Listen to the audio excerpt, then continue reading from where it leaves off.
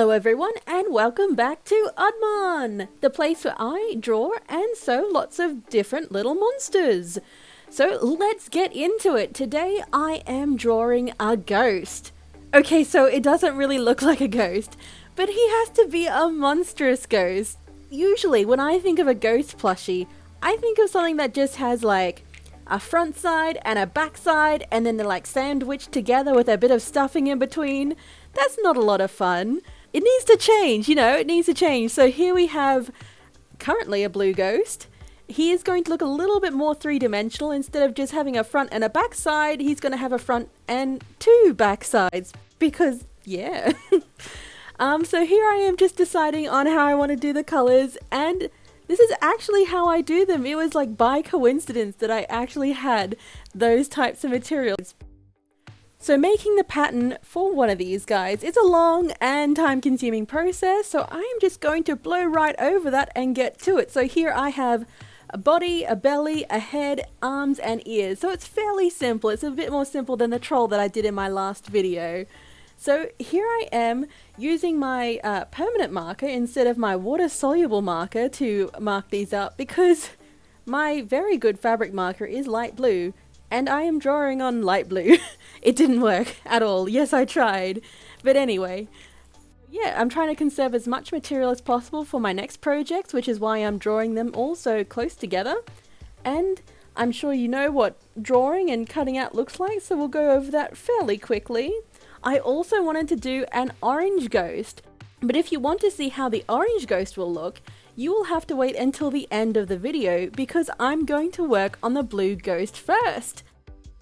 Let's get into sewing. So here we go. I take the outsides and put them towards the inside. So right now what I'm going to sew on is the area that will be inside the plushie. I'm going to want to turn this so the seams will be invisible. Now if you look at this arm that I just sewed, I didn't really do very good on it. I have to do quite a bit of cleanup work on the shape because it just did not turn out good. So that's what I'm doing right now, making sure it looks as nice as I possibly want it to look. And here's the second arm. It turned out a lot better. I didn't need any cleanup work for the second arm, so sometimes, you got the mojo and sometimes you don't. Here is the ear. The two outside facing sides are inside right now because again, I want to turn it to hide the seam.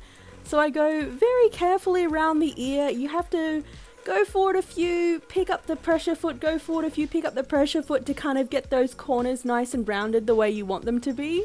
Blue fabric stretches a lot more than the pink fabric. I don't mind that there's a little blue fabric overhanging on the pink fabric. It's not perfect, but it's not bad either. Okay, clips are out because the pink fabric is furry. It's kind of a bit thicker. Sometimes the pins don't hold it quite as well. So what I'm sewing right now is the belly piece and I am attaching it to the head piece. I'll turn it right now so you can see how it will look on the plushie. There we go, so the seam is hidden. I also cut away some of the seam allowance on these pieces just because I find that they sit so much better when you turn them inside out. Most of the time I will cut away the extra seam allowance off camera, but I do it. And here is my favourite little glitter gravelly pebbles, which I like to put to weigh down my toys. Kind of like Beanie Kids used beans, or whatever those beans actually were, 'cause I'm pretty sure they weren't the eating kind of beans. So here I've got my glitter gravel. I use a funnel to kind of maneuver the glittery pieces inside of the arms. I only used a very small amount because these arms, they're kind of small. I almost couldn't get the arms or the funnel into the arms, but anyway, it was also quite difficult to stuff the arms, which is what I'm doing now. Yeah, I needed to kind of use a pen, use chopsticks, use anything to kind of get the stuffing into the arms. My fingers were just not small enough, and I usually pride myself on having small yet not slender fingers. So there we go, 2 arms all done, and now it's time to pre-sew. You might be wondering, what the hell are you pre-sewing? What is pre-sewing? I don't know who else does this, but I do this. Instead of just pinning the front and back sides and sandwiching in like the arms or the ears between them with some pins and clips, I just sew without reversing, just just to put the ears and the arms where I want them onto one of the sides of the plushie. Just because I know that if I sew it on, like pre-sew it on, it won't move and slip and slide when I try to like pin everything together when I do the bigger, more important sewings, like what I'm doing right now. So I'm taking the side of the plushie, or one of the back sides. There's just two sides and there's a front side. It all comes down to your interpretation. So I take one of the sides and put it onto the front and clip it and pin it up so you can kind of see how it's going to work. And I take my time making sure that it lines up nicely. This is why I just wanted to make sure I cut things out really well so there's like less confusion when you go into these sewing areas, just to make sure that everything lines up nice and perfectly and you don't have too much guesswork when you get to the actual sewing stage. So I'm carefully going around this head part here, and I don't have to worry about the ears or the arms moving out of positions because I've already pre-sewed them into the correct place. I'm coming down into the body now, and at this bottom corner here, I kind of just do a few reverse stitches. It's like my save point, I think, if you have to use like a game analogy. Like if I had to take things back because I messed it up, I would take things back to my save point, which is where I reversed it.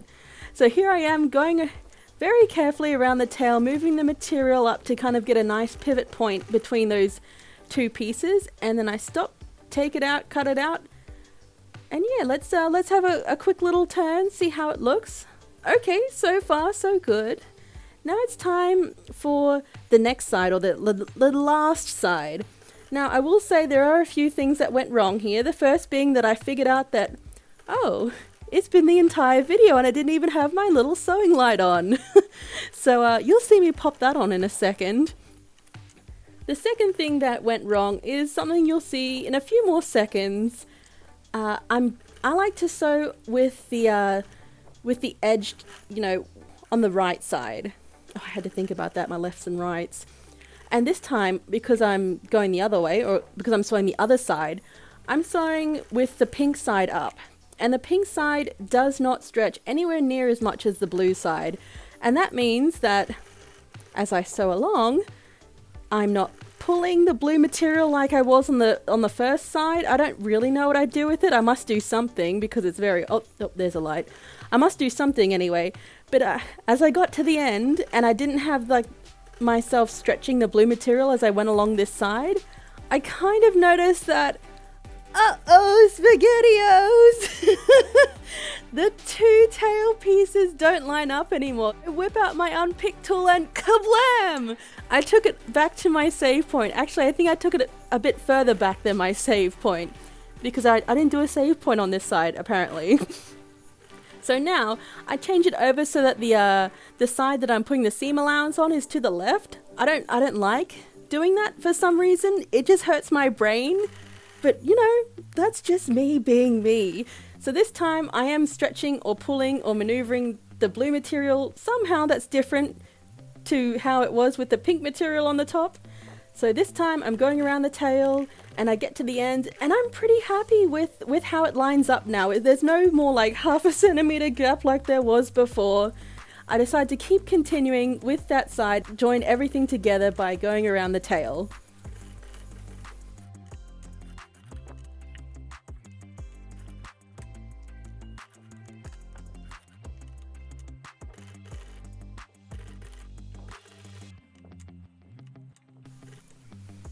I go all the way around the tail and then up a little bit onto the back so I can have the back as my turning area.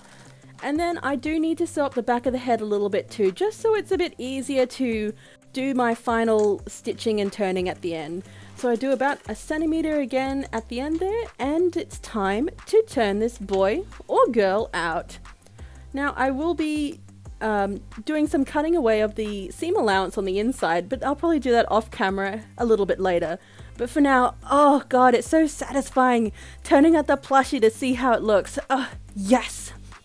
So I did use a pointy thing, some scissors, be very careful with them, or you could use a pencil just to turn out the tail because my fingers couldn't quite fit in there. But yeah, that's how he's going to look. He's going to look, or she is going to look very good. You'll have to tell me if you think this ghost is a boy or a girl. With pink and blue colours, it's kind of hard to tell. So here, you can't see it on camera, but I did use my water-soluble marker to mark up where I wanted his mouth to go. I'm using pink thread to do his mouth. I think that'll look nice and subtle, kind of match with his belly and ears.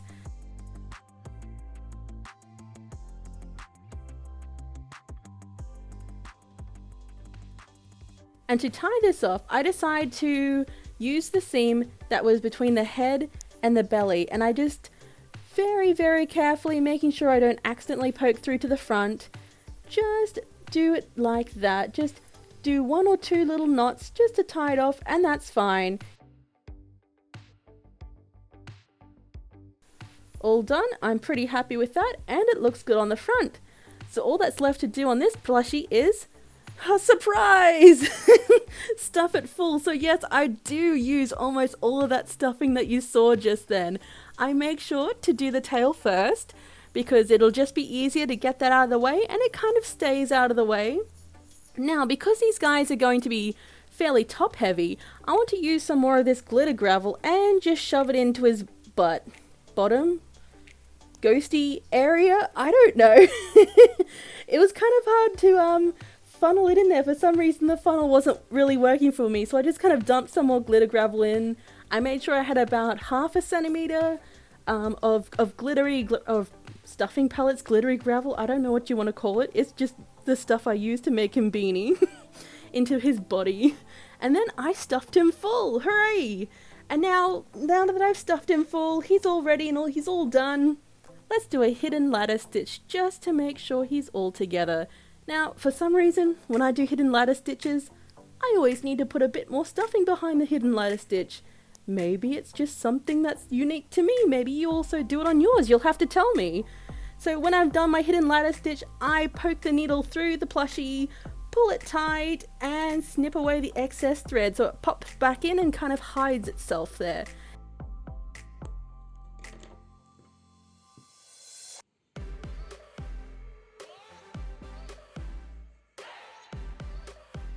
Okay, time to put on the eyes. So I chose these beautiful blue and pinky purple eye cabochons.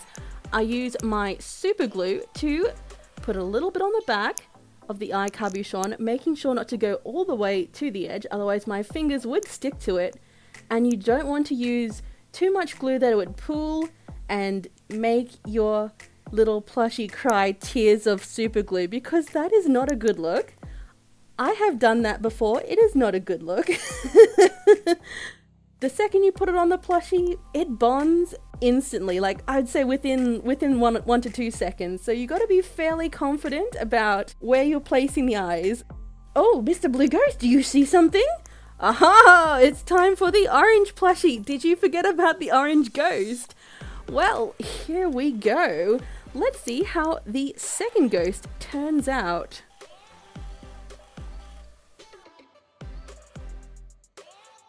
Now it's time to see the final result.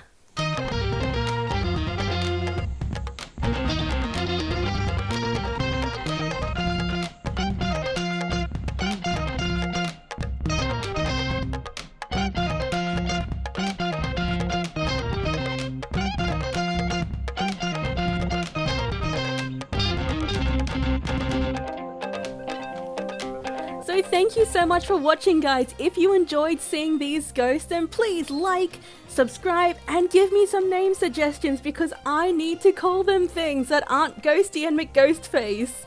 So until next time, guys, I will see you later.